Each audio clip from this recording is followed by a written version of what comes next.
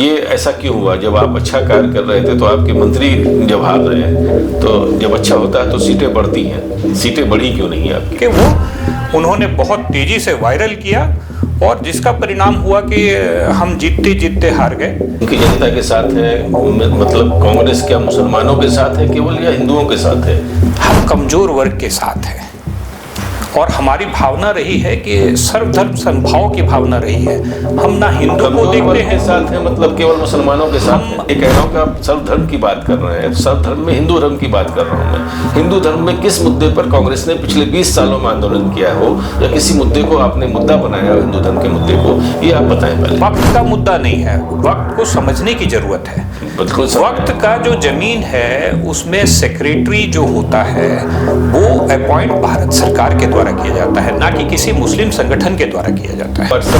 University का जो आप ज्ञान दे रहे हैं वक्त को लेकर के, अंबानी ने ईदगाह पर कब्जा कर लिया, और अब अगर अंबानी ने ईदगाह की जमीन पर कब्जा किया होता तो कभी भी किसी तरीके से मुस्लिम पर्सनल लॉ हो, और विशेषकर जो मुसलमानों का जो अभी प्रतिनिधित्व करने वाली जो पॉलिटिकल पार्टी है बैरिस्टर वैसी है, उन्होंने इस मुद्दे को कभी क्यों नहीं उठाया? तो संगठन भी जाकर के वहां शिव का प्रतिमा रख देता है और वे कहते हैं कि भाई ये यहाँ शिव का मंदिर था, वो भी गलत है, और मुसलमानों के द्वारा ताजमहल को मांगना ये भी गलत है। तो गलत को आप किसी धर्म विशेष के साथ जोड़ करके सही नहीं ठहरा सकते हैं। आप सवाल पूछ रहे हैं या भाजपा की तरफ से जवाब दे रहे हैं? भाई मैं आपको एक पॉलिटिकल व्याख्या जो विश्लेषक का यही काम होता है, आप इसको भाजपा की दृष्टि, आप जब जवाब नहीं बन पड़ेगा तो आप बोलेंगे भाजपा की तरफ से कह रहे हैं। आपके सारे जवाब का, सारे सवालों का जवाब दूंगा और विस्तार से जवाब दूंगा। अभी आपकी को मैं रूबरू करा रहा हूँ एक झारखंड के एक ऐसे नेता से जो जमीनी स्तर से जुड़े हुए रहे हैं और काफ़ी लंबा सफर संघर्ष किया उन्होंने, कई नेताओं के साथ रहे हैं, कई नेताओं मंत्रियों को उन्होंने वहाँ तक पहुँचाने, मुकाम पहुँचाने तक में बड़ा योगदान दिया है और काफ़ी संघर्ष किया है। कांग्रेस से जुड़े हुए रहे हैं, कांग्रेस से लंबा समय कांग्रेस में रहे। एक समय था कि जब ये भी चर्चा थी कि कांग्रेस से आप ईसागढ़ से भी चुनाव लड़ने वाले हैं, लेकिन ऐन समय में कुछ ऐसी परिस्थितियां हो गई कि ये चुनाव नहीं लड़ पाए। तो आइए अब आपको मैं रूबरू कराता हूं शैलज सिंह, जो झारखंड से हैं, प्रदेश सचिव रहे हैं झारखंड में और काफ़ी लोकप्रिय भी रहे हैं, लोकप्रिय चेहरा है। शैलज जी से मैं पहले जानना चाहूँगा कि आप झारखंड की बात करें तो झारखंड में कांग्रेस की आप क्या स्थिति देख रहे हैं अभी आप? झारखंड में कांग्रेस का भविष्य काफ़ी उज्जवल है और वहाँ के कार्यकर्ता संघर्ष कर रहे हैं और लोगों की सेवा कर रहे हैं, और सेवा का परिणाम है कि झारखंड में कांग्रेस का भविष्य काफ़ी उज्जवल है। और अभी हम झारखंड मुक्ति मोर्चा के साथ सत्ता में हैं और दोबारा लोगों का सेवा करने का परिणाम ये निकला कि दोबारा हम सत्ता में आए हैं और आगे भी 5 साल और सत्ता में आएंगे। ऐसे लोगों का जो मंशा दिख रहा है वो ऐसा ही दिख रहा है और हम लोग यही कह रहे हैं, हिम्मत है तो हिम्मत है।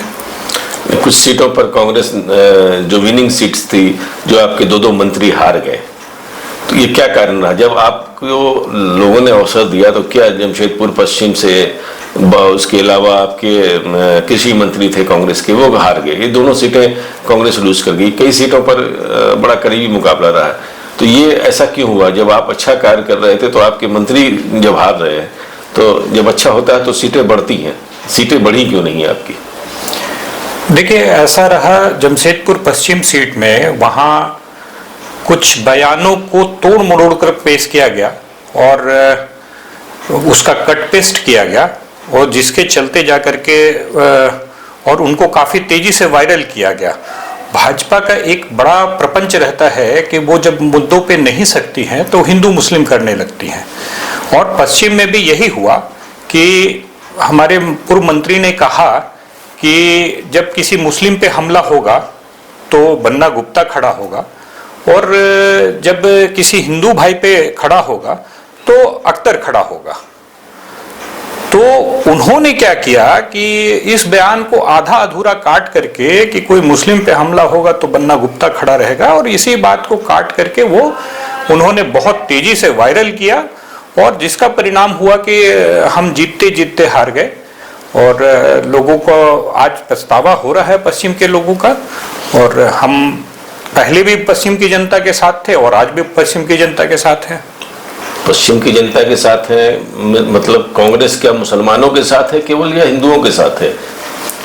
ये ध्रुवीकरण क्यों हो पाता है? ध्रुवीकरण की बात हो गई है तो देखिए, अगर इस परिप्रेक्ष्य में देखेंगे कि हिंदू मुस्लिम के परिप्रेक्ष्य में देखेंगे तो फिर आपको एक ही पक्ष दिखाई देगा, दूसरा पक्ष नजर नहीं आएगा।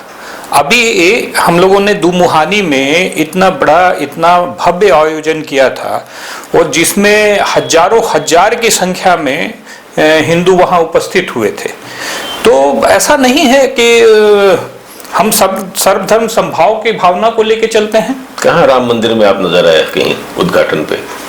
नहीं, हम हिंदू मुद्दों पर कहाँ पर नजर आते हैं आप? कांग्रेस कहाँ नजर आती है जब हिंदुओं के इश्यूज आते हैं, हिंदुओं की भावनाओं की बात आती है तो वहाँ कहाँ नजर आते हैं? जिस तरह से वक्फ के मुद्दों को उठाते हैं, जिस तरह से अन्य मुद्दों को उठाते हैं, जिस तरह से ट्रिपल तलाक के मुद्दों को उठाते हैं, कांग्रेस बताए कि इन सालों में आपने किन हिंदू मुद्दों पर आपने आंदोलन किया हो, किन हिंदू मुद्दों को आपने मुद्दा बनाया हो? लोगों से जुड़ने की बात है क्योंकि बहुसंख्यक तो हिंदू है इस देश में और बहुसंख्यक समाज की भावनाओं को लेकर आप कितना चलते हैं? देखिए, ऐसी बात है, हम कमजोर वर्ग के साथ हैं और हमारी भावना रही है कि सर्वधर्म समभाव की भावना रही है। हम ना हिंदू को देखते हैं के साथ है मतलब केवल मुसलमानों के साथ हम सभी के साथ हैं। तो हम सिर्फ मुसलमानों के साथ नहीं हैं, हम उन हर व्यक्ति के साथ हैं, हम उस दलित के साथ हैं, हम उस आदिवासी के साथ हैं, हम उन अल्पसंख्यकों के साथ हैं, हम उन सबके साथ हैं जिनको हमारी जरूरत महसूस होती है। पिछले 15 साल में आंकड़े बता रहे हैं दलित आपसे दूर हुए हैं। देखिए, दलितों को हिंदू मुस्लिम करके बरगलाया जाता है तो दलित के अंदर भी हिंदू मुस्लिम आ गया है। सभी वर्ग में है, हिंदू मुस्लिम तो सभी वर्ग में है, मगर क्या है कि हम उस भावना को लेके चलते हैं जिसमें सर्वधर्म हो और भारत देश का विकास हो, ना कि जातिवाद और धर्म में जाकर के विभक्त होता है। हिंदुओं की बात करना सर्वधर्म नहीं आता है? एकदम आता है। तो आपने कब हिंदुओं की बात की? हर समय करते हैं। हिंदुओं के हितों की रक्षा की बात आपने कितनी बार, आखिरी बार, अंतिम बार कांग्रेस ने कब हिंदुओं के किसी मुद्दे पर बात की है? हर समय करते हैं। आप उदाहरण दें। अब जब हम दलितों की बात करते हैं तो क्या दलित हिंदू वर्ग में नहीं आते हैं? हिंदू धर्म की बात कर रहा हूँ मैं, हिंदू धर्म की बात कर रहा हूँ। आप हिंदू धर्म पर किस मुद्दे पर आपने स्टैंड लिया? दलित की रक्षा करना हिंदू धर्म की रक्षा करने वाली बात नहीं है। मैंने ये नहीं कहा, मैं ये कह रहा हूँ कि आप सर्व धर्म की बात कर रहे हैं। सर्व धर्म में हिंदू धर्म की बात कर रहा हूँ मैं। हिंदू धर्म में किस मुद्दे पर कांग्रेस ने पिछले 20 सालों में आंदोलन किया हो या किसी मुद्दे को आपने मुद्दा बनाया हो हिंदू धर्म के मुद्दे को, ये आप बताएं पहले। देखिए, मुद्दों की बात हुई जो धार्मिक मुद्दों की, पहले तो कांग्रेस धार्मिक मुद्दों पे राजनीति करती नहीं है और हम सर्वधर्म समभाव की बातों को लेकर चलते हैं। आप वक्फ के मुद्दों को आप राजनीति कर रहे हैं? नहीं, वक्फ का मुद्दा तो मुसलमानों का मुद्दा है। देखिए, वक्त का मुद्दा नहीं है, वक्त को समझने की जरूरत है। बिल्कुल। वक्त का जो जमीन है उसमें सेक्रेटरी जो होता है वो अपॉइंट भारत सरकार के द्वारा किया जाता है, ना कि किसी मुस्लिम संगठन के द्वारा किया जाता है। ठीक है, वक्फ की संपत्ति राज्य में भी राज्य सरकार के द्वारा जाकर के वक्फ की संपत्ति को देखने के लिए सरकार से पदाधिकारी नियुक्त किया जाता है। लोगों को व्हाट्सएप यूनिवर्सिटी और जाकर के मीडिया के, गोदी मीडिया के माध्यम से यह बरगलाया जाता है कि वक्त मुस्लिमों की संपत्ति है। नहीं, वक्त जो है वो जो लोग दान देते हैं वो अल्लाह को दान देते हैं और उस संपत्ति की जो आय होती है, आय व्यय होती है, अल्लाह को दान दी हुई संपत्ति किसकी होती है? Let me complete. अच्छा, वो उस संपत्ति से जो भी आय व्यय है वो सरकार के पास ब्यौरा है, चाहे वो भाजपा की सरकार हो, कांग्रेस की सरकार हो, उसका आय व्यय का ध्यान रखना और ये करना वो सारा सरकार का काम है। वो किसी व्यक्ति या किसी मुस्लिम धर्म का संपत्ति नहीं है, वो सरकार की संपत्ति है। सरकार उसको अच्छे कार्यों में यूज करे या बुरे कार्य में यूज करे, ये जो उस समय की सरकार है उस पर है। तो हम कभी भी वक्त की बात नहीं करते हैं, हम सरकारी संपत्ति की बात करते हैं।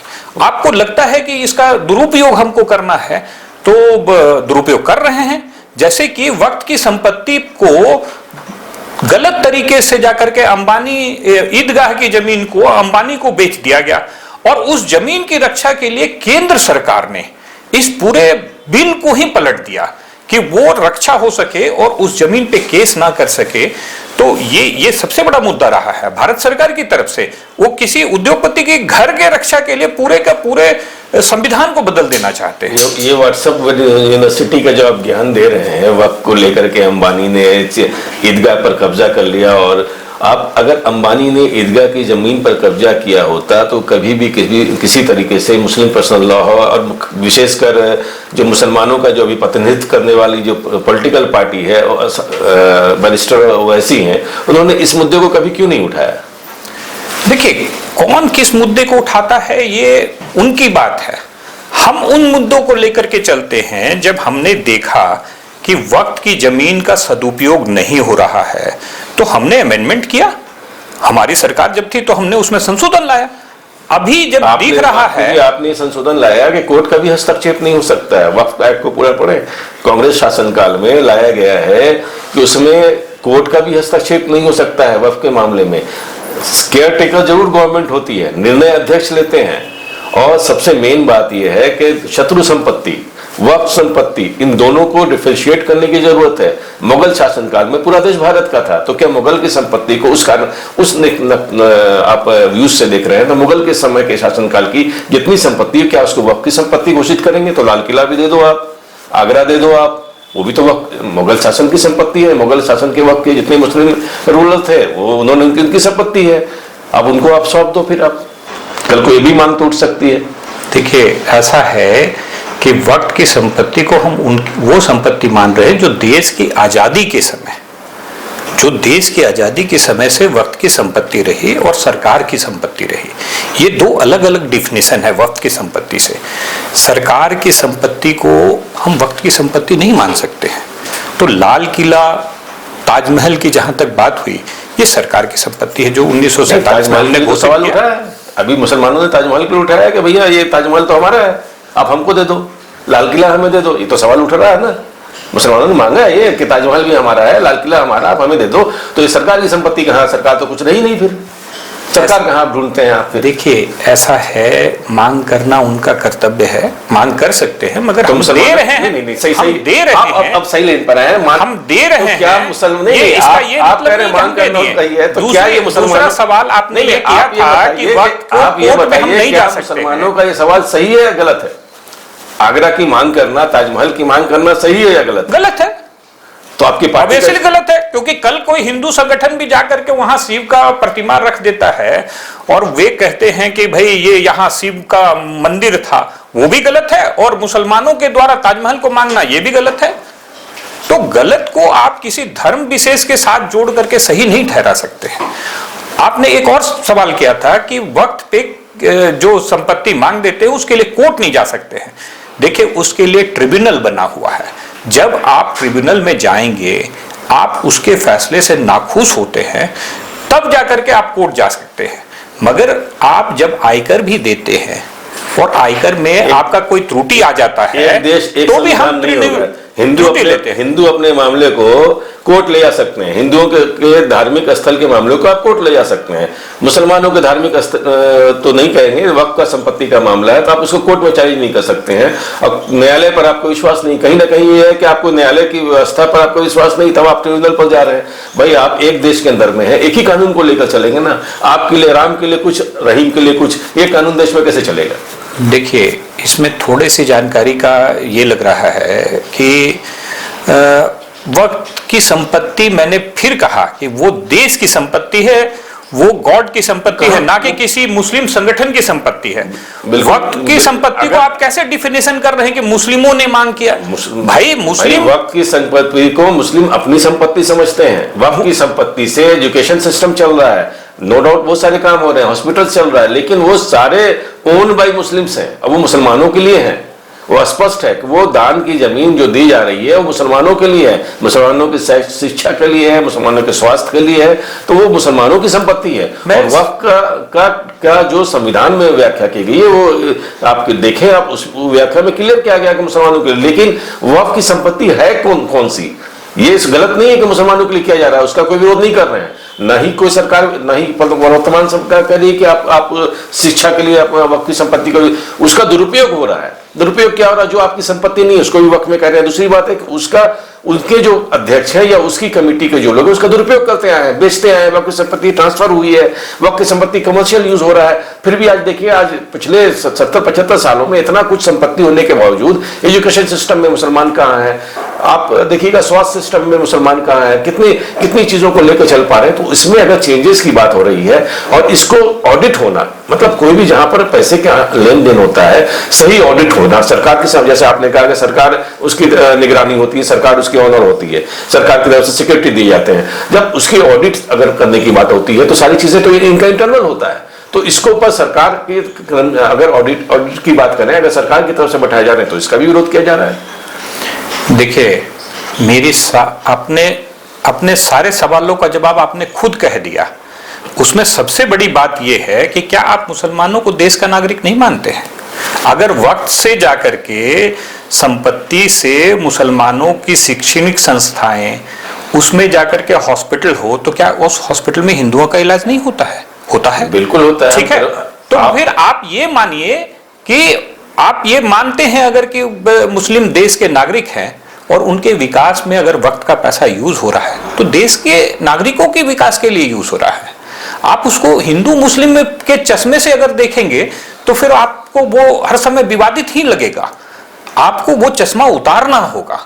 आपको एक निष्पक्ष भाव से जब देखेंगे, और एक आंख में सुरमा एक आंख में काजल, ऐसा नहीं चलेगा। इस देश के नागरिक को आपको दोनों को बराबर आंखों से देखना होगा। बिल्कुल बराबर आंखों से ही दिखा, लेकिन वो आप वक्त को लेकर के जो नियम में बदलाव की बात की जा रही है, जो कमियां जो दूर करने की बात की जा रही है, उनको कमियों को मानने को तैयार नहीं है, उन कमियों को लेने को एक्सेप्ट करने को तैयार नहीं है। जो वक्त काउंसिल के लोग हैं, जो वक्त बोर्ड के जो लोग हैं, जो कमियां नजर आई हैं, मैं बता सकता हूं कि ऐसे वक्त की संपत्ति कई, आप यूपी में देखें, मध्य प्रदेश में देख लें, दिल्ली में खासकर देख लें, हजारों करोड़ों की, लाखों करोड़ की संपत्तियां हैं, लेकिन उसका कोई यूज नहीं हो रहा है। तो उसको लेके, ऐसी संपत्तियों को लेके गवर्नमेंट की तरफ से जो नॉर्म्स अडॉप्ट किए जा रहे हैं, तो उसको लेने को क्यों तैयार नहीं होते हैं आप?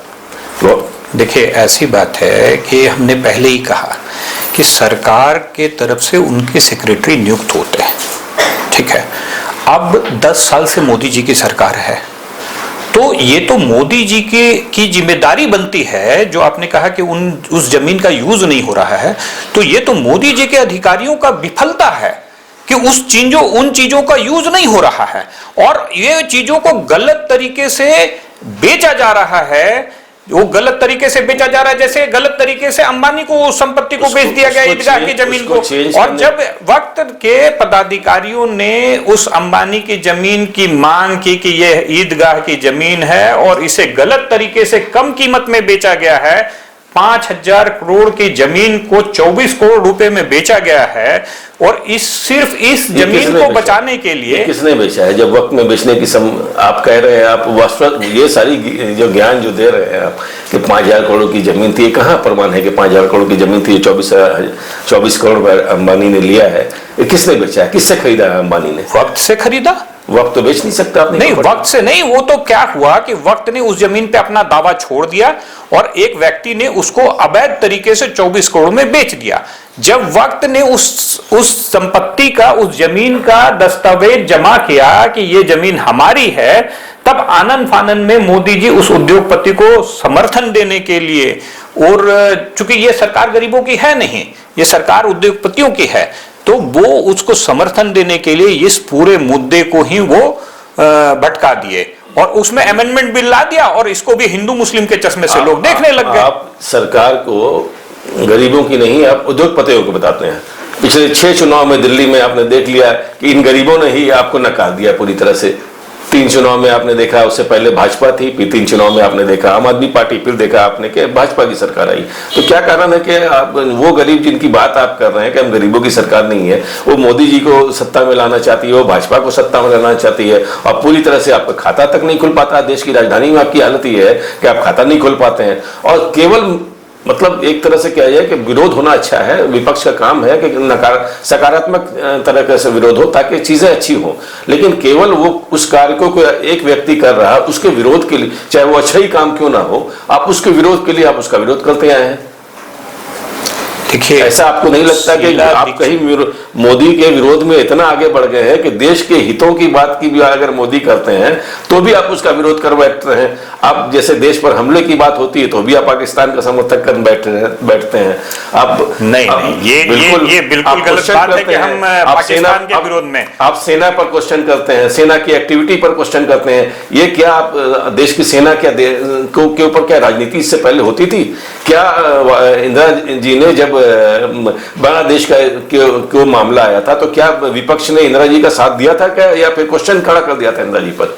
तो ये नया ट्रेंड जो भी आया है विपक्ष का कि भाई देश हित जाए तिलांजलि में, भैया हमको सत्ता चाहिए, हम सेना पर भी क्वेश्चन करेंगे, हम देश पर के डिफेंस के मामले को भी हम सार्वजनिक करेंगे। कुछ ऐसी चीजें हैं जो सार्वजनिक नहीं करनी होती हैं, सेना से जुड़ी ऐसे चीजें हैं, चाहे वो चाइना से रिलेटेड मामला हो या पाकिस्तान से रिलेटेड मामला हो, सेना को भी आप कटघरे में राजनीति का शिकार बनाते हैं। सेना प्रमुख ने कहा कि आपको लगता है कि सेना प्रमुख भाजपा के एजेंट होते हैं क्या? हम ना सेना पे सवाल उठाते हैं, ना हम पाकिस्तान का समर्थन करते हैं। हम देश की संप्रभुता पर बात करते हैं और उस झूठ पर सवाल उठाते हैं जो मोदी सरकार के द्वारा बार बार पेश किया जाता है, और ये हम प्रमाण के साथ उठाते हैं। हम कोई ऐसी बात नहीं उठाते हैं, वो एक विचारधारा को साफ बता देते हैं कि ये राष्ट्र विरोधी है। मोदी का विरोध करना राष्ट्र विरोध नहीं है। मोदी का विरोध करना अगर राष्ट्र विरोध होता तो पूर्व में भी जाकर के यही जो विपक्ष में जब थे तो प्रधानमंत्री का विरोध करते थे। तो राष्ट्रभक्ति भाजपा से हमें सीखने की जरूरत नहीं है कि राष्ट्रभक्ति क्या है। मैं कह रहा हूं कि आप लोग मोदी का विरोध करते करते हालत ये हो गई है कि आप देश के विरोध तक पहुंच गए हैं। ऐसी कोई भी बात नहीं है। आप बात कर रहे हैं 370 की तो वापस लाएंगे, भैया 370 को वापस लाने की बात करते हैं। 370 देश हित में नहीं था क्या? 370 देश हित में था। कैसे नहीं था? एक देश एक संविधान की बात करना गलत है क्या? मेरी बात समझिए, जब 370 था कश्मीर विधानसभा में, पाक के ऑक्युपाइड कश्मीर का विधानसभा में वो सीट खाली रहती थी। हमारी मांग थी कि भाई पाक के ऑक्युपाइड कश्मीर हमारा है, यानी कश्मीर का है। आज अगर हम 370 हटा देते हैं तो हमारा वो दावा खत्म हो जाता है। वो दावा इस रूप में खत्म हो जाता है कि आज हमारी विधानसभा में वो जो 40% सीट पाक ऑक्युपाइड कश्मीर का खाली रहता था, आज जो विधानसभा की चुनाव हुई है, क्या उसमें पाक ऑक्युपाइड कश्मीर की सीटें खाली है हमारी? हम उनको मानते हैं। तो हम यूएन में क्या दावा पेश करेंगे? देश ये मानता है ना, देश ये मानता है कि पाक ऑक्युपाइड कश्मीर नहीं है, वो अवैध रूप से काबिज है। हम अभी भी बोल रहे हैं कि पाक ऑक्युपाइड कश्मीर है, मतलब पाक ने उसको अवैध तरीके से उसको कब्जा कर रखा है। जब वो स्वतंत्र होगा तो उसके लिए भी सीटें होंगी।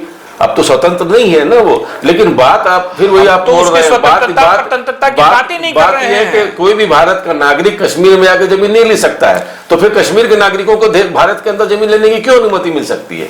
इस सवाल का भी जवाब है। आप जाते हो, घूमने जा रहे हो, तो कश्मीर के लोगों को भारत सरकार में क्यों नौकरी मिलेगी? हम कश्मीर में जाकर नौकरी नहीं कर सकते हैं सरकारी, हम कश्मीर में जाकर के जब जमीन नहीं ले सकते हैं, हम कश्मीर में जाकर बस नहीं सकते हैं, तो कश्मीरियों को शेष भारत में क्यों मिले हिस्सा? देखिए, इस सवाल का एक ही जवाब है कि जो भी पहाड़ी क्षेत्र था उसकी संप्रभुता की रक्षा, उसका जो पूरा एटमॉस्फेयर है, देश कहाँ रह जाएगा? किस संप्रभुता की बात कर रहे हैं? ट्राइबल लैंड, देखिए नागालैंड, आप मुझे कंप्लीट करने देते नागालैंड अलग रह जाएगा, असम अलग रह जाएगा, आप मुझे कंप्लीट करने नहीं दे रहे हैं। आपने जब सवाल किया तो उसका जवाब तो सुनिए। बोलिए। हाँ, ऐसा है कि देश में जब वो पहाड़ी क्षेत्रों की रक्षा के लिए 35A हमारा जो संविधान का ये है, आज शिमला में भी लागू है, सिर्फ कश्मीर में लागू नहीं था, आज नागालैंड में भी लागू है।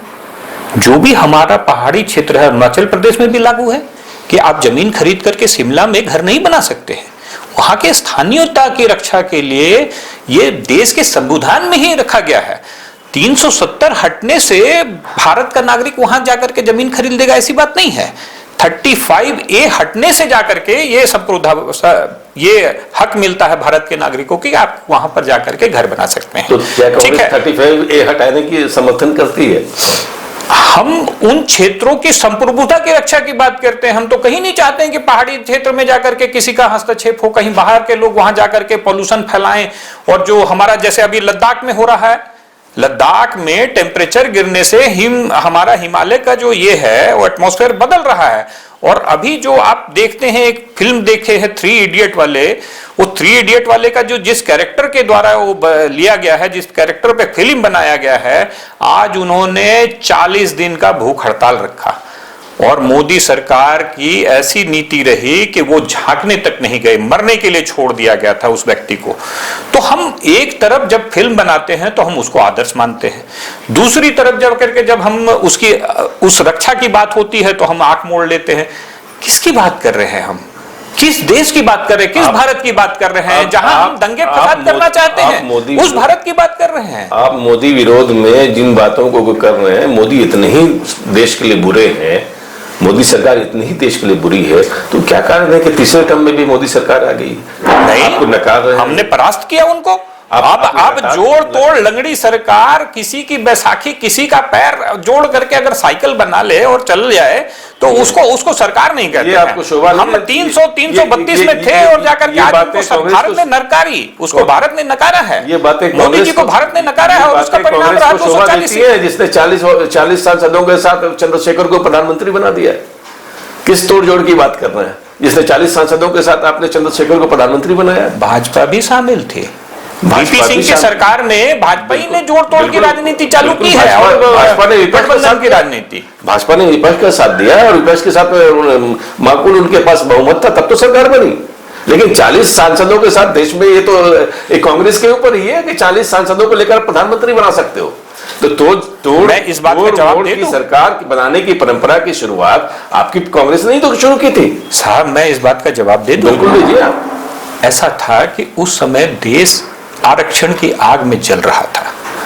बीपी सिंह जी ने पूरे देश को 2 वर्गों में विभाजित कर दिया था, अगड़ा और पिछड़ा, जो देश की संप्रभुता के लिए बहुत ही घातक सिद्ध हुआ।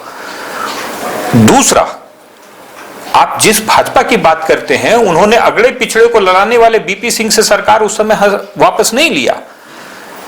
जब कश्मीरी पंडितों को मार के भगाया जा रहा था कश्मीर से, उस समय यही भाजपा ने सरकार का समर्थन वापस नहीं लिया था। मगर जब वापस लिया, जब उनका रथ रोक दिया गया, सांप्रदायिकता फैलाने का रथ जो वो चला रहे थे, उस रथ को रोक दिया गया, तो भाजपा ने समर्थन वापस ले लिया। बिल्कुल सही। हिंदू ब्राह्मणों, कश्मीर ब्राह्मणों की रक्षा के लिए उन्होंने समर्थन वापस नहीं लिया। आज उस कश्मीर के मुद्दे, आपने मेरे सवाल पे वापस आ गए और उसका जवाब दे दिया। हिंदू हित की, मैंने वही कहा, हिंदू हित की बात करना सांप्रदायिकता है। नहीं नहीं नहीं नहीं नहीं, हमने कहा सांप्रदायिकता फैलाना, रथ चलाना हिंदू हित की बात थी। क्यों नहीं? अगर वो शुरुआत नहीं होती तो आज राम मंदिर नहीं बना। राम मंदिर बनने से हिंदू हित हो जाता है? राम मंदिर हिंदू हित नहीं है। राम मंदिर हिंदू हित है। किसी मंदिर को बनाने से पूरा धर्म का हित हो जाता है। हिंदू हो तो राम मंदिर जन्म स्थल पर राम मंदिर का बनना, आप बोलते हैं कि हिंदू हित नहीं है। कितने बेरोजगारों को नौकरी मिल गई? कभी आपने मंदिर की बात तो कर लेते हैं, से न जोड़ें। नहीं नहीं, मंदिर की बात तो आप कर लेते हैं, रोजगार की बात तो आस्था का विषय है ना। मतलब मंदिर हम बनाएंगे, बेरोजगारी हम कहलाएंगे, आप मोदी जी का जिंदाबाद करेंगे। मतलब आप देश को, धर्म को और रोजगार को, दोनों को एक से जोड़ रहे हैं। क्या आप धर्म का भी रोजगार करना चाहते हैं देश में? देखिए, ऐसी बात है, हम तब जाकर के राम का नाम ले पाते हैं जब हमारे पेट में अनाज होता है। देश में अकूत बेरोजगारी हो गई है। तो आजादी की बात से आपका अनुसार राम मंदिर बनना गलत हो गया? आप सवाल पूछ लेते हैं, मुझे जवाब कब? नहीं, वही तो सवाल कह रहा हूं मैं, राम मंदिर की बात। मैंने कभी कहा कि राम मंदिर तो आपने कहा ना कि राम मंदिर की बात हो गई, रोजगार बेरोजगार हो गए। हमने तभी की बात कही जब आपने कहा कि भैया समर्थन, हम हिंदू हित की बात कह रहे हैं कि भाजपा का जो छलावा चेहरा है वो दिखाने की बात कर रहे हैं। स्पष्ट होता, या तो आप समर्थक है राम मंदिर के, राम मंदिर बना तो ठीक हुआ या नहीं हुआ, दोनों चीजें बीच की तो बात। देश से सांप्रदायिकता का जो मुद्दा था वो खत्म हुआ, ये बहुत अच्छा हुआ, हम तो इसके समर्थक हैं। भैया राम मंदिर बनने से जो इनका मुद्दा था, देश में लड़वा रहे थे, कटवा रहे थे, मरवा रहे थे और लोगों को बेरोजगार कर रहे थे, वो मुद्दा ही खत्म हो गया राम मंदिर बनने से। तो हम तो जरूर इसके समर्थक हैं, हम तो समर्थक हैं। फिर क्यों नहीं जाते हैं? हम कौन नहीं जाता? मैं खुद गया हूं राम मंदिर। आपकी बात नहीं कर रहा हूं, आपकी पार्टी के प्रमुख क्यों नहीं जाते? सभी जाते हैं। कहां गए? सभी जाते हैं, मंदिर जाते हैं भैया, बनारस में गए हैं, हर जगह जाते हैं। राम मंदिर कहाँ गए? कब गई सोनिया गांधी? देखिए कब गए राहुल गांधी? मौका लगेगा प्रियंका मंदिर गांधी? जाते हैं, पूजा करते हैं, जब भी मौका लगेगा चले जाएंगे। पूजा करते हैं, मैं उस पर नहीं जा रहा हूँ क्या करते हैं, लेकिन राम मंदिर से क्या? मैं उन धार्मिक मुद्दों से हमारे पार्टी के सुप्रीमो दूर रहते हैं जिनसे जाकर के किसी की भावना को ठेस पहुंचे, जिनसे उनके धर्म को सरोकार नहीं है। एकदम सरोकार है तभी मंदिर जाते हैं, मस्जिद जाते हैं, पूजा करते हैं। कैसे कह रहे हैं आप? राम तो आस्था से जुड़ा हुआ है हिंदुओं के। क्या सिर्फ अयोध्या में ही राम मंदिर है? नहीं, अयोध्या में ही राम मंदिर है। आप क्या माने इनकार करना इस बात से कि वो जन्म स्थल नहीं है, या जिस तरह से आप कहना चाहते हो तो वो बताए। हो सकता है कि कांग्रेस ये भी कह सकती है कि वो राम का जन्म स्थान नहीं था। मैं इस मुद्दे पे आपको एकदम स्पष्ट जवाब दूंगा, और आप समय दें, थोड़ा धैर्य रखें और मैं उसका जवाब दूंगा। आप जवाब के बीच में सवाल कर देते हैं। ऐसा था कि जहां अभी राम मंदिर बना है, वो राम जन्म का जो जन्म स्थल माना गया कल्पत्री जी महाराज के द्वारा, उससे 3 किलोमीटर दूर राम मंदिर बना। दूसरा, जो हमारा खुदाई करके कल्पत्री जी महाराज ने जो मूर्ति रखा था कि बाल अवस्था का वो मूर्ति है, ये राम जन्म की मूर्ति है, यही मूर्ति थी, उस मूर्ति को हमने स्थापित नहीं किया राम मंदिर में। ये कैसा प्रपंच है भाई? ये कैसी आस्था है? हिंदुओं के साथ न्याय है? जन्म स्थल को छोड़ करके हम 3 किलोमीटर बाद भवन बना रहे हैं, मंदिर नहीं बना रहे हैं। हम भवन की संरचना कर रहे हैं, हम एक टूरिज्म प्लेस बना रहे हैं। मंदिर आस्था से जुड़ा हुआ चीज होता है। जहां एक पत्थर की मूर्ति अगर रख दिया जाए, पत्थर भी रख दिया जाए, आप देखे होंगे, वैष्णव देवी देख लीजिए या कहीं भी देख लीजिए, पिंड है, कोई रूप नहीं है, निराकार है। ईश्वर निराकार ही होता है। मगर जाकर के हम उसको जबरदस्ती एक बड़ा सा बिल्डिंग टूरिज्म प्लेस बना दें, वहां एक मूर्ति रख दें, जो जिनको हम मान रहे हैं कि ये राम जी की मूर्ति थी जो जमीन से निकली, उसको तो हमने स्थापित ही नहीं किया। आप कांग्रेस तो किस मुद्दे को आप राम मंदिर बोलते हैं कि खत्म हो गया? ये हिंदुओं के साथ, पूरे धर्म के साथ छलावा है। तो कांग्रेस क्या उस स्थल पर मंदिर बनाएगी जिस स्थल पर आप बता रहे हैं आपके अनुसार कि वो जगह नहीं है? तो क्या कांग्रेस इस आंदोलन को क्यों नहीं करती? हमारे लिए भाजपा ने गलत किया, आपके अनुसार मैं बात कर रहा हूँ, भाजपा ने गलत किया। वो 3 किलोमीटर, इस पर नहीं जाऊंगा क्योंकि सारे इसमें शंकराचार्य, सारे ज्ञानी भाजपा ने नहीं बनाया, ये कोर्ट के फैसले से बना है। कोर्ट के फैसले से बना, भाजपा ने नहीं बनाया, तो गलत हुआ ना। वो जगह नहीं थी, तो अब क्या सही जगह पर राम मंदिर कांग्रेस बनाएगी? कोर्ट ने जो सही फैसला, जो सही समझा वो फैसला दिया। तो अब कोर्ट के फैसले का भी एक तरफ बोल रहे हैं कि फैसला दिया है, किधर बनाया, तो हम तो कोर्ट के फैसले को नहीं नकार रहे हैं। फिर तो एक तरह से आस्था पर चोट हुआ ना कि भाई जन्म स्थल वो नहीं है, मंदिर कहीं और बन रहा है, तो कोर्ट का फैसला गलत है। जिस तरह से राजीव गांधी ने शाहबानो केस में और अन्य मामलों में कोर्ट के निर्णय को, सुप्रीम कोर्ट को निर्णय को बदलने के लिए संविधान में संशोधन किया, बिल लाया, अमेंडमेंट लाया, तो क्या कांग्रेस सत्ता में आएगी तो उस जगह पर राम मंदिर का निर्माण करेगी जिनको आप बता रहे हैं कि वो राम जन्मभूमि का जो स्थल सही है, वो जो जन्म स्थल है, क्या वहां राम मंदिर का निर्माण करेगी कांग्रेस? देखिए, पूर्व में भी कांग्रेस इस मुद्दे को खत्म करने के लिए जो राम जन्मभूमि का मुद्दे को ही खत्म करना चाहते हैं आप थोड़ा धैर्य रखें। बिल्कुल, आप सुनिए, मैं अभी बोला ही हूँ, आप जवाब नहीं, आपने कहा मुद्दे को खत्म करना चाहते हैं। तो क्या राम जन्मभूमि पूर्व में भी इस मुद्दे को खत्म करने के लिए कांग्रेस के नरसिम्हा राव सरकार में वो बिल लाया जा रहा था कि भाई वहां मंदिर बने और जाकर के मस्जिदों की रक्षा हो, परंतु भाजपा ने उस समय संसद में इस बात का विरोध कर दिया। और ये मैं प्रामाणिकता के साथ कहता हूं, कोई ओछी बात नहीं करता हूं।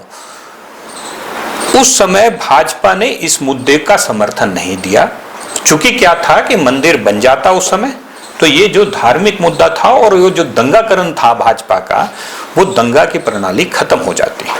सत्ता की लुलुपता के लिए इन लोगों ने जो राम मंदिर का मुद्दा उठाया, वो हिंदुओं की आस्था को इस्तेमाल करके सत्ता में आना चाहते थे। और ये जब हुआ कि भाई ये बिल पास हो जाएगा और अमेंडमेंट हो जाएगा, राम मंदिर बन जाएगा, तो जाकर के उन्हें लगा कि हमारे हाथ से मुद्दा स्लिप कर जाएगा, तो उन्होंने इसका समर्थन नहीं दिया। और जब समर्थन नहीं दिया तो वो हिंदुओं के हित का रक्षा कहां कर रहे हैं? वो तो छलावा कर रहे हैं। बेरोजगारी का मुद्दा हो, महंगाई का मुद्दा हो, महिलाओं की रक्षा का मुद्दा हो, इन सारे मुद्दों का एक ही जवाब है, हिंदू मुस्लिम, हिंदू मुस्लिम, हिंदू मुस्लिम, और वही को कर रहे हैं। आपके लिए नहीं कहा जा सकता कि न खुदा ही मिला ना विसाले सनम। एक तरफ नरसिम्हा राव ने वादा किया था मुसलमानों से कि आपकी मस्जिद, आपकी बाबरी जो मस्जिद है उसका एक ईंट नहीं वहाँ से चेंज होगा जब तक मैं यहाँ पर हूँ, मैं वचन देता हूँ।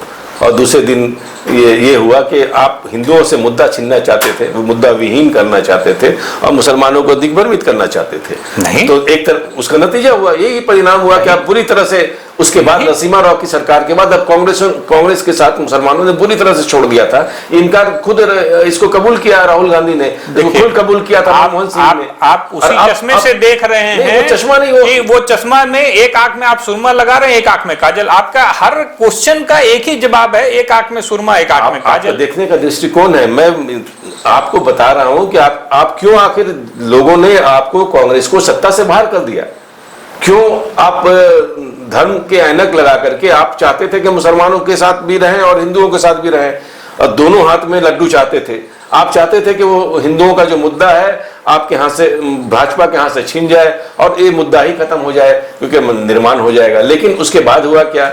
उसके बाद हुआ कि भाई जो राम मंदिर की बात कर रहे हैं, आस्था से आप इतना विरोध करते चले गए कि राम मंदिर में से आपने एक दूरी बनाई, आंदोलन से दूरी बनाई, राम मंदिर आंदोलन के साथ में आप खड़े नहीं हुए, मंदिर बनने के बाद खड़े नहीं हुए। नतीजा ये हुआ कि लोगों ने आपको पूरी तरह निकाल दिया और न ही आपको मुस्लिम समर्थन मिल पाया, क्योंकि मुसलमानों ने देख लिया था कि मस्जिद तोड़ने में बिल्कुल जो का सेवा हुआ था उसमें भाजपा की तरफ से गया था। लेकिन आज भी मुस्लिम समुदाय मानता है कि नरसिम्हा राव की मौन सहमति थी, जिसके कारण हुआ। आज भी ये मुसलमानों ने उनसे एक ऐसी दूरी बनाई थी जिसके लिए उन्हें बार बार माफी मांगना पड़ा, और हालत ये हुई कि नरसिम्हा राव को कांग्रेस से बाहर फेंकने के लिए, उनको अंतिम समय में श्रद्धांजलि देने के लिए कांग्रेस के कोई लोग मौजूद नहीं थे, उनको लाया नहीं गया है ऐसी में, जो कि प्रधानमंत्री थे। आप सवाल पूछ रहे हैं या भाजपा की तरफ से जवाब दे रहे हैं? भाई मैं आपको एक पॉलिटिकल व्याख्या, जो विश्लेषक का यही काम होता है, आप इसको भाजपा की दृष्टि, आप जब जवाब नहीं बन पड़ेगा तो आप बोलेंगे भाजपा की तरफ से कह रहे हैं। आपके सारे जवाब का, सारे सवालों का जवाब दूंगा और विस्तार से जवाब दूंगा। आपने कहा कि आप दोनों हाथ में लड्डू चाहते थे। स्पष्ट है कि हम सर्वधर्म, आपके सवाल में ही हमारा जवाब है, हम सर्वधर्म भावना को लेकर चलना चाहते हैं, देश का विकास चाहते हैं, देश के हर हाथों में रोजगार चाहते हैं, गरीबों के हाथों में धन चाहते हैं, गरीबों के घर में। हम ना चाहते हैं कि किसी उद्योगपति की सरकार रहे, और इसलिए हम चाहते थे कि उस मुद्दे को खत्म कर दिया जाए और ना मंदिर भी बन जाए और मस्जिद भी ना टूटे। तो हमने दोनों के लिए किया और इसीलिए हम बिल लेके आए थे कि भाई बन जाता। और जाकर के आज जो जिस तरह से देश जल रहा है हिंदू मुस्लिम के नाम पे, हम वो कभी नहीं चाहते थे और नहीं चाहते थे। इसी का परिणाम था कि हम संसद में बिल लेकर के आए थे, और जब बिल लेके आए तो दिखावा करने के लिए भाजपा ने उसका समर्थन नहीं दिया। देखिए, मैं आपको स्पष्ट बताता हूं कि भाजपा हिंदुओं को छल रहा है। और छल कैसे रहा है? जब कश्मीर ब्राह्मण के मुद्दा होता है, कश्मीरी पंडित का जब निष्कासन हुआ, वहां जगमोहन जी भाजपा के वहां राज्यपाल थे, उनका शासन था, राष्ट्रपति शासन था वहां पर, और राज्यपाल ही राष्ट्रपति शासन का ये होता है, कर्ता धर्ता होता है। वहां भाजपा के जगमोहन जी राज्यपाल थे और वहां पर केंद्र में भाजपा समर्थित बीपी सिंह की सरकार थी। 19 जनवरी का ये वाकया है। क्या भाजपा कश्मीरी पंडित को भगाए जाने पर जगमोहन जी पे कार्रवाई की? क्या भाजपा जाकर के केंद्र सरकार से समर्थन वापस लिया? भाजपा एक प्रोपगंडा की पार्टी है और इस प्रोपगंडा में देश को जलाकर सत्ता पे काबिज रहना चाहती है। वो माफी पुत्र हैं और माफी मांगना उनका ये है, और उसी तरह से वो कार्य करते हैं कि प्रोपगंडा दिखाते हैं कि हम हिंदुओं के हित में बात कर रहे हैं, और जब कानूनी तौर पे उनकी रक्षा करने की बात आती है तो पीछे घूम जाते हैं। और जब शासन उनका, तो फिर इसके लिए दोषी कांग्रेस कहां से है कश्मीरी पंडित को विस्थापित करने के लिए? तो उसके लिए सरासर भाजपा दोषी है। मंदिर बन जाता अपनी जगह पे और जाकर के भाजपा के हाथ से मुद्दा छीन जाता। अगर क्या आप नहीं चाहते थे कि 1992 से पहले मंदिर बन जाए? मस्जिद तोड़ना आपका फर्ज था कि मंदिर बनना आपका था? मंदिर बनना अगर था तो मंदिर बन रहा था अमेंडमेंट से, संविधान में हम बिल लेके आए थे। मंदिर बन जाता तो भाजपा आज जाकर के जो जहर घोल रही है देश में, वो जहर नहीं घोल पाती। और जहर नहीं घोल पाते तो वो सत्ता नहीं आ पाता। तो भाजपा कभी नहीं चाहती थी, वो हिंदू हित की रक्षा करना नहीं चाहती थी, वो उस मुद्दे को जिंदा रखना चाहती थी जिससे देश में विद्वेष फैले। क्योंकि वो पूर्व में भी ये नहीं चाहते थे कि देश को आजादी मिले अंग्रेजों से। और आप किसी एक भी आजादी के नायक का नाम नहीं ले सकते हैं जो आजादी की लड़ाई में वो शामिल हुए और वो भाजपा और हिंदू महासभा से आते हों या आरएसएस से आते हों। तो ये कभी भी देश हित के लोग नहीं रहे हैं। इस सत्ता की लुलुकता, सत्ता की बैसाखी पे चलना चाहते हैं और वैसे ही रहते हैं। श्यामा प्रसाद मुखर्जी के बारे में क्या कहेंगे आप? देखिए, श्यामा प्रसाद मुखर्जी का पहले से ही रहा है, मुस्लिम लीग के साथ में समर्थन लेकर के बंगाल के उप मुख्यमंत्री बने थे। देश के बंटवारे में श्यामा प्रसाद मुखर्जी का सबसे प्रमुख योगदान है। फिर भी नेहरू जी ने, ये आप कहते हैं, सारा देश जानता है इस बात को?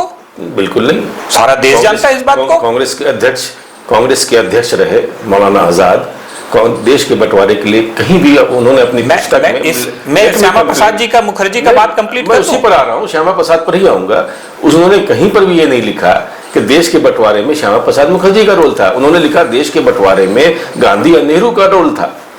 और उन्होंने अपनी बुक में लिखा है, एज ए कांग्रेस प्रेसिडेंट मेरे रहते देश का बंटवारा संभव नहीं था, इसलिए नेहरू और गांधी ने, उन्होंने नहीं लिखा कि श्यामा प्रसाद मुखर्जी ने, नेहरू और गांधी ने मुझे पद से, कांग्रेस पद से हटने के लिए मजबूर किया, जिस कारण से ये देश का बंटवारे की सहमति को लेकर ही बनी। जिन्ना की बात करेंगे तो जिन्ना को भी वो उतना ही कसूरवार ठहराते हैं जितना वो नेहरू को ठहराते हैं। उन्होंने कहीं नहीं लिखा कि श्यामा प्रसाद मुखर्जी या उनकी पार्टी के लोगों ने देश के बंटवारे के लिए कहीं सहमति जताई हो। देखिए, ऐसा कहीं भी आप एक प्रमाण दे दें कि जहाँ बोलने की बात नहीं है, क्या प्रमाण दे दें कि भाई हिंदू महासभा ने कहा हो कि देश के बंटवारे का हम समर्थन करते हैं? मैं कोई भी बात हल्के में नहीं कहता, मैं प्रामाणिकता के साथ बात कर रहा हूं। वही प्रमाण बताएं आप। ऐसा था कि 1935 में मुस्लिम लीग और हिंदू महासभा का बैठक कराची में हुआ और उस बैठक में ही 2 नेशन थ्योरी पास की गई। बिल्कुल, ये दस्तावेज कहता है।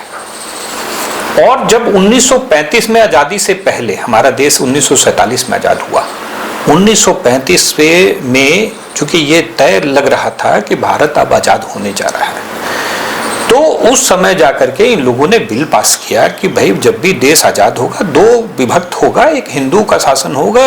मुस्लिम लीग चाहते थे कि मुस्लिमों का शासन हो देश में, और हिंदू महासभा चाहती थी कि हिंदू का शासन हो। तो इन लोगों ने सत्ता के लोभ में पहले से ही तैयार कर दिया कि हिंदू महासभा देखते थे कि भैया हिंदू जनता समर्थन हमारे साथ है तो हम हिंदू लेकर देश अलग हो जाएंगे, सत्ता का लाभ उठाएंगे।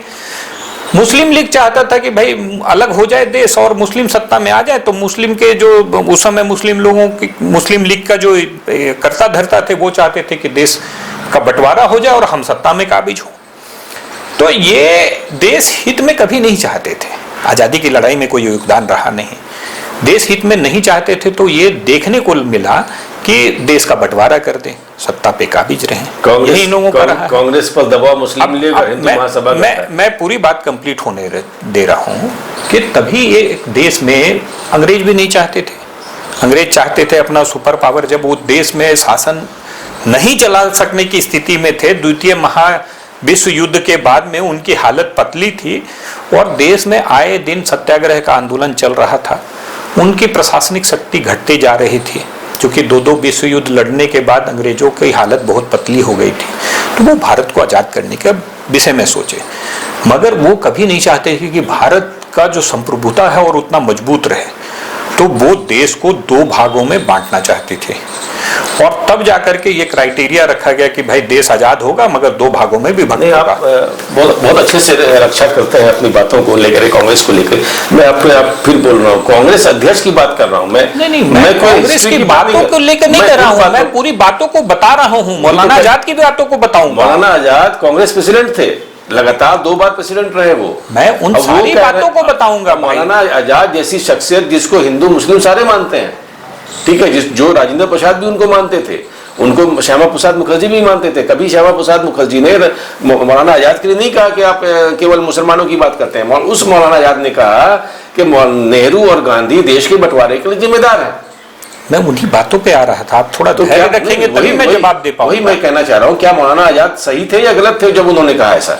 देखिए, एक मौलाना आजाद का उस समय का दृष्टिकोण रहा, वो भी नहीं चाहते थे देश बंटवारा हो, गांधी नेहरू भी नहीं चाहते थे देश बंटवारा हो। तो मौलाना आजाद मगर हिंदू महासभा, ये तो आप कह रहे हैं गांधी नहीं चाहते थे, मैं कह रहा हूं कि मौलाना कह रहे हैं अपनी बुक में, एविडेंस की बात कर रहे हैं ना आप, एविडेंस दिखाने की बात कर रहे हैं। एविडेंस दिखा रहा हूं आपको। इंडिया विंस फ्रीडम देखिए। नहीं, मैं भी एविडेंस दिखा रहा हूं। वो कह रहे हैं कि देश का बंटवारा केवल गांधी और नेहरू के कारण नहीं हुआ। कांग्रेस और मुस्लिम लीग की बैठक नहीं हुई थी कराची में 1935 में टू नेशन थ्योरी पे। कांग्रेस और मुस्लिम लीग की बैठक नहीं होना और हिंदू महासभा और मुस्लिम लीग की बैठक होना दो अलग विषय है। मैं बंटवारे की बात कर रहा हूँ, देश बंटवारे की ही बात कर रहा हूँ कि उस जहर को उन लोगों ने 1935 में बीज बो दिया था कि हम दो नेशन बनाएंगे और सत्ता में काबिज रहेंगे। ये कांग्रेस की देन नहीं थी, ये हिंदू महासभा और मुस्लिम लीग का सोच था। चलिए उस बीच पर मुहर नेहरू और गांधी ने लगाई, मतलब आपके अनुसार कि हिंदू महासभा का समर्थन कर रहे थे हिंदू कांग्रेस? उसी बात को कंप्लीट कर रहा था, जब मेरी बात का निचोड़ आने लगा था तब तक आपने सवाल दाग दिया। वही तो मैं कह रहा हूँ कि हिंदू महासभा ने आप कहा कि टू नेशन थ्योरी लाया, ठीक है, तो क्या कांग्रेस ने उस पर मुहर लगा दी? हिंदू महासभा का समर्थक रहे कांग्रेस? मैं उसी बात को कंप्लीट करने के पोजीशन पे था, आपने बीच में टोक दिया। नहीं, आपकी बात थोड़ी सी ये हो रही थी क्योंकि अब शॉर्ट करेंगे इस मामले को, इसलिए मैं इसी में बा रहा था कि उस समय के अंग्रेज सरकार इन बातों को यूज करके भारत को कमजोर करने के लिए, भारत को दंगे की आग में झोंकने के लिए, ताकि भाई जब किसी वर्चस्व वाले व्यक्ति के हाथ से सत्ता छीनते जाती है तो वो तहस नहस कर देना चाहता है। अंग्रेजों ने भारत के साथ वही किया कि हिंदू मुस्लिम को लड़वाकर भारत को कमजोर करने के लिए माउंटबेटन के माध्यम से नेहरू जी के से एक अच्छे संबंध बनाते हुए और ये षड्यंत्र रचा गया, आप कहना चाह रहे हैं? आप फिर भाजपा के चश्मे से बात देखते हैं। नहीं, मैं भाजपा के नहीं, आप मुझे मौलाना आजाद के चश्मे से बात कर रहा हूं। क्या मौलाना आजाद को भाजपा आप मेरे बात को कंप्लीट करने की स्थिति में नहीं देते हैं? हम जब कंप्लीट करने के चाह रहे हैं आप इतने देर समय ले लेते हैं, मगर मुझे कंप्लीट नहीं करने। मौलाना आजाद के चश्मे से बोल रहा हूं। आप नहीं बोल रहे हैं, आप भाजपा के चश्मे से बात कर रहे हैं। मौलाना आजाद कह रहे हैं, मैं उस चश्मे से कह रहा हूं। मौलाना आजाद कह रहे हैं कि नेहरू गांधी उसके दोषी हैं, आप मानने को तैयार नहीं? इसलिए मान रहे हैं क्योंकि गांधी चाहते थे किसी भी परिस्थिति में देश को आजादी मिले, और जब माउंटबेटन ने ये रख दिया, यही तो चाहते थे, ये उन्होंने तय रख दिया कि जाकर के कि जब देश का बंटवारा होगा तभी आजादी मिलेगी। और इसका एक परिणाम आप देख सकते हैं कि हमसे एक दिन पहले पाकिस्तान में स्वतंत्रता दिवस मनाया जाता है। उन्होंने ये बात तय रखी माउंटबेटन ने कि पाकिस्तान अलग देश बनेगा, आजाद होगा, पहले पाकिस्तान आजाद होगा।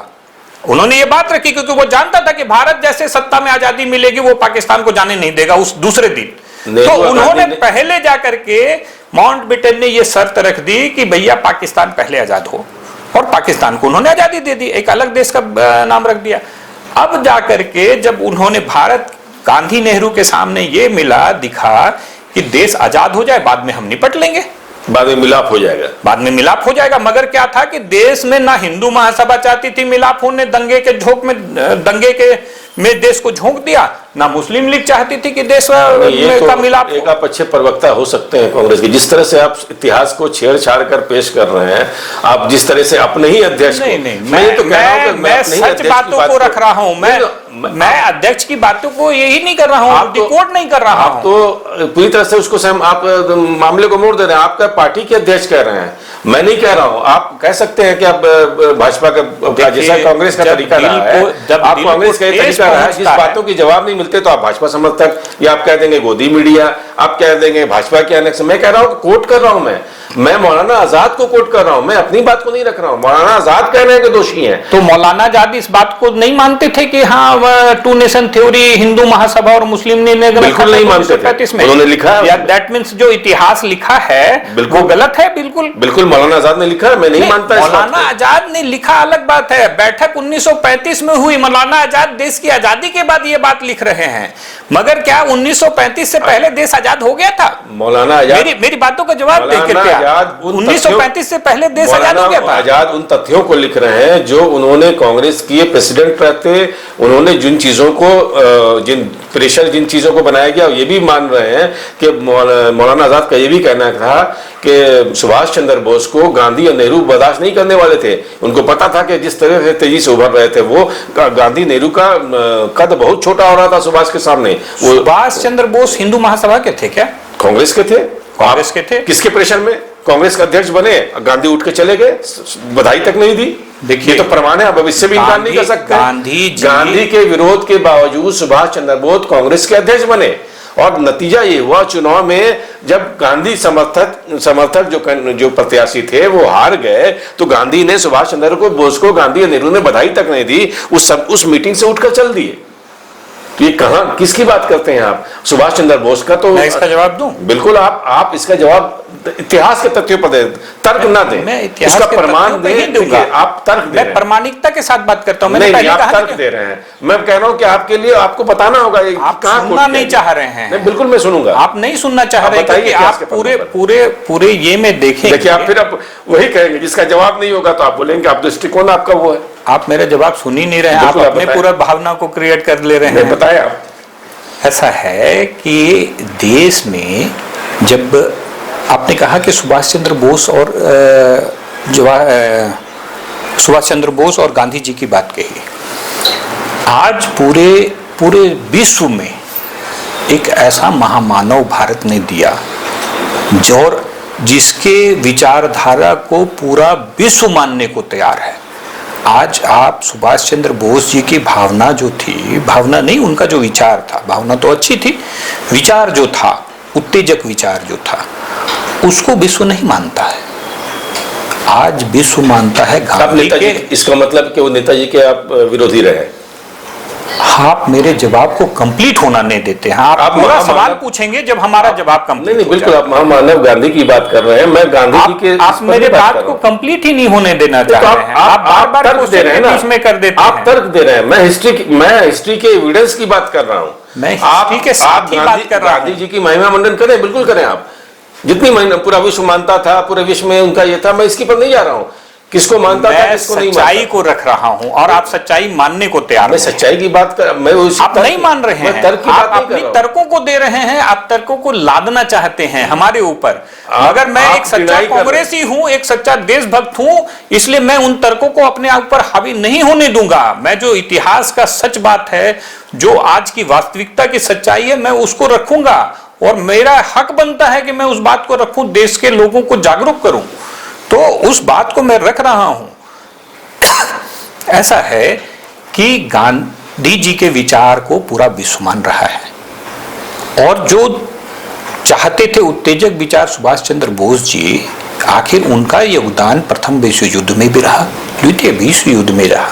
आजाद हिंद फौज थी कांग्रेस की, उस समय दो ही दल होता था।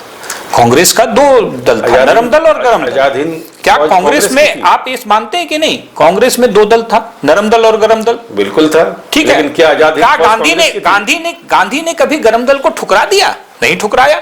नेहरू जी ने भगत सिंह का केस लड़ा। कौन सा हिंदू महासभा का नेता है जो तो भगत सिंह और इनकी बलि लेनी चाहिए, अब बलि ली। नेहरू उनका केस लड़ रहे थे तो गांधी जी कैसे चाहेंगे कि गांधी बलि ले ले? बिल्कुल। तब तो नेहरू जी को वो रोक देते कि भाई आप इस केस को ना लड़िए, हम साथ आपके समर्थन में। देश जानता है, पूरा इतिहास के पन्नों पर मौजूद है। ये भाजपाइयों का इतिहास जो है, हिंदू महासभा के द्वारा लिखा गया, सावरकर के द्वारा लिखा गया चीजों में ये सब सावरकर जी को इतिहासकार मानते हैं आप? सावरकर जी स्वयं की विवेचना और बड़ाइयों के लिए अलग अलग नामों, छद्म नामों से अपना बुक प्रकाशित करते थे। इसकी प्रमाणिकता भी हो गई है कोर्ट में, इसकी प्रमाणिकता भी हो गई है। और जाकर के उनके परिवार वाले कोर्ट आने से डर गए, इसलिए मुकदमा वापस ले लिया राहुल गांधी से। वरना कोर्ट में दूध का दूध और पानी का पानी होता कि इस छद्म नामों से वो किताब लिखते थे कि नहीं। ये प्रामाणिकता वाली बात है। तो राहुल जो वो लिखे इतिहास को तोड़ मरोड़ करके हिंदुओं को उग्र बनाने के लिए जो महिमा मंडल किया गया, उन सारी बातों को देखते हुए ये काम वो लिखते थे कि किस तरह से हिंदू महासभा देश की सत्ता में काबिज हो, हिंदू विचारधारा के लोग काबिज हो। जो आज चल रहा है, आज आप देख सकते हैं कि स्कूल में इतिहास को बिना पढ़ाए एक फिल्मकार के द्वारा बनाया गया स्टोरी जो इतिहास को तोड़ मरोड़ कर पेश करता है, उस इतिहास को तोड़ मरोड़ के पेश करने वाला फिल्मकार की रचना को स्कूल में दिखाया जा रहा है वीडियो लगा करके। नहीं तो भाई आप टीचर हो, आप खिलजी का इतिहास पढ़ाइए। आप चाहते हैं कि जो पढ़ाया जाता रहा है, जो महिमा मंडन किया जाता रहा है, आप औरंगजेब का इतिहास पढ़ाइए। एक दिल से बात आप रखिए, एक दिल से बात रखिए। क्या आपने भगत सिंह का इतिहास नहीं पढ़ा था स्कूल में? वही तो कह रहा हूँ कि आप भगत सिंह के साथ आप खिलजी पढ़ाइए, आप फिरोज शाह तुगलक पढ़ाइए, आप औरंगजेब पढ़ाइए। अगर देश को पढ़ाया जाता है, राणा सांगा को पढ़ाया जाता है, देश में शिवाजी को पढ़ाया जाता है, देश में भगत सिंह को पढ़ाया जाता है, तो फिर वो भावनाओं से खिलवाड़ हो गया। मतलब हिंदू भावनाओं से खिलवाड़, मुस्लिम के साथ की पक्ष बात ना आए तो हिंदू भावनाओं से खिलवाड़ हो गया वो। मैं बताऊं इसका जवाब? बिल्कुल बताएं आप। क्योंकि जवाब से ज्यादा तो लंबा सवाल हो जा रहा है। सवाल कहाँ? सवाल तो शॉर्ट में है, आप उसको बड़ा करके देख रहे हैं ना दृष्टिकोण से। देखिए आप तर्क मैं इस शॉर्ट में खत्म की बात मैं शॉर्ट में खत्म करना चाहता हूँ। फिल्म दिखाया जाए या स्कूल में पढ़ाया जाए, इस चर्चा का बहुत लंबा हो जाएगा। मैं शॉर्ट में खत्म करना चाहता हूँ कि हिस्टोरिकल प्रमाण बताएं आप। मैं कहीं ऐसा हिस्टोरिकल प्रमाण दे दें जिसमें कहा गया हो कि देश के बंटवारे के लिए गांधी नेहरू को जिसने दोषी करार दिया वो आपके पार्टी के मौलाना आजाद है। आपने स्कूल में पढ़ा था कि औरंगजेब एक बहुत अच्छा शासक है? पढ़ा? औरंगजेब के अच्छे कार्यों को भी बताए गए हैं बुक में, पहले इतिहास से पढ़ाए जाते थे। आप वही बात बता रहा हूं, औरंगजेब एक क्रूर शासक था, ये आपने कहां पढ़ा? स्कूल के इतिहास में पढ़ा? आखिर उस समय जो कांग्रेस की शासन थी उसी बुक में लिखा गया ना कि हाँ औरंगजेब एक क्रूर शासक था, उसने अपने पिता की हत्या करके शासन को अपनाया। ये सच्चा इतिहास जो था वो कांग्रेस पढ़ाने का काम करती थी। हर आदमी के अंदर अच्छा और बुरा चीज होता है, हम ये नहीं कह सकते कि हाँ हर बुरा आदमी में कुछ अच्छाइयां नहीं रही होगी। तो जो सच बात थी उसकी अच्छाइयों को भी हमने देखा और उसके बुराइयों को भी हमने दिखाया।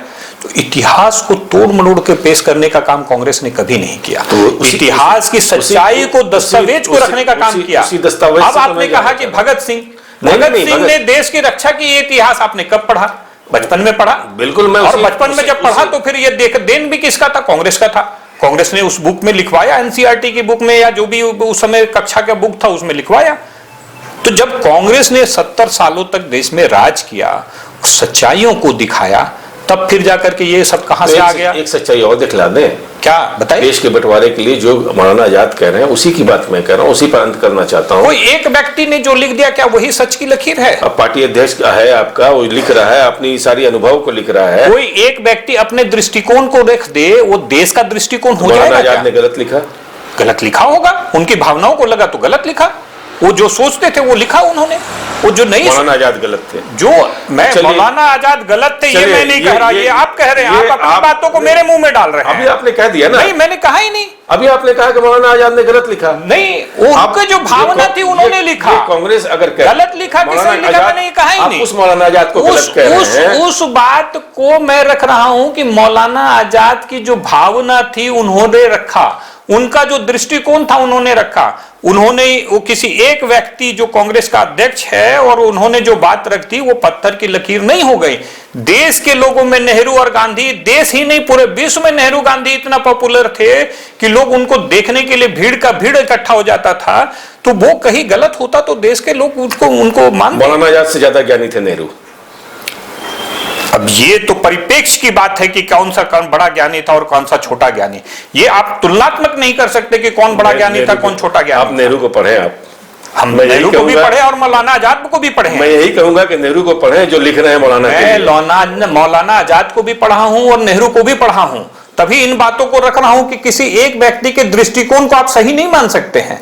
हो सकता था कि बहुत सारी बात इसी को कंक्लूड करते हैं कि इनका कहना है कि देश के बंटवारे के लिए शैलेश जी कांग्रेस के अच्छी तरह से कांग्रेस का बचाव करते रह रहा है। और एक बात इन्होंने कही जो एक पहली बार किसी कांग्रेस के मंच से आज तक जो किसी ने नहीं कही, इन्होंने कबूल किया कि मौलाना आजाद ने गलत कहा। नहीं, मैंने ये कभी नहीं कहा। मौलाना आजाद ने अपने बात के दृष्टिकोण को रखा। दृष्टिकोण को रखा। देश को बंटवारे के लिए उन्होंने जो मोदी की कोई विरोध करते करते जो नेहरू की और गांधी की बात आई है, तो मौलाना आजाद ने देश के बंटवारे के लिए नेहरू और गांधी को जिम्मेदार ठहराया था। शैलेश जी का कहना है कि देश के बंटवारे के लिए श्यामा प्रसाद मुखर्जी और हिंदू महासभा और मुस्लिम लीग जिम्मेदार है, लेकिन वही मौलाना आजाद कह रहे हैं कि उन्होंने कहीं ऐसा नहीं कहा कि देश के बंटवारे के लिए हिंदू महासभा जिम्मेदार है। उन्होंने मुस्लिम लीग जिन्ना का जिक्र किया, उसने अपने बुक इंडिया विल्स फ्रीडम में उन्होंने नेहरू का जिक्र किया, उन्होंने सरदार पटेल को भी दोषी करार दिया। और वो मौलाना आजाद जो 2 बार निर्विरोध कांग्रेस के अध्यक्ष रहे, उनका दृष्टिकोण कांग्रेस कह रही है, अब कह रही है कि वो मौलाना का आजाद का वो अपना व्यक्तिगत दृष्टिकोण था, कांग्रेस उससे सहमत नहीं है। अब ये कहीं ना कहीं कांग्रेस को ये लगने लगा है, मुझे जैसा लगता है। मैं ये बात नहीं कह रहा हूं कि वो लगने लगा है उनके दृष्टिकोण को नहीं माना, मैं बार बार यही कह रहा हूं कि मौलाना आजाद ने अपनी बातों का जो उनका दृष्टिकोण रहा था उसे उन्होंने किताब में रखी। वो गलत है या सही ये मैंने नहीं कहा, तो उन्होंने अपनी बातों को लिखा और कहा, अपना दृष्टिकोण रखा। बीच का कोई रास्ता नहीं होता, या तो वो गलत थे या तो सही थे। आपने कहा कि वो उनका दृष्टिकोण था जिसको कांग्रेस से कोई सरोकार नहीं। भाई कांग्रेस के अध्यक्ष के दृष्टिकोण से जब कांग्रेस को सरोकार नहीं है तो आधिकारिक वक्तव्य किसको मानेंगे आप?